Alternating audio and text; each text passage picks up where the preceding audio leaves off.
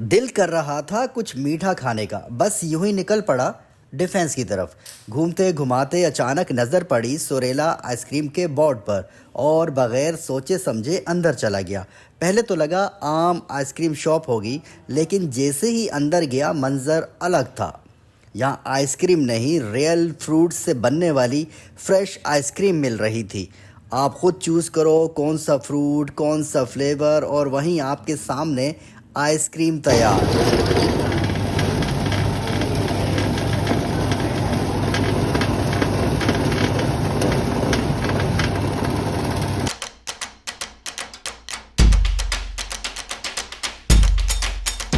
पहला बाइट लिया और बस दिल बहुत खुश हो गया। कभी कभी प्लान नहीं, बस एक अचानक मोड़ ही आपको बेहतरीन चीज़ तक ले जाता है। अगर डिफेंस जाना हो तो सिरेला ज़रूर ट्राई करना।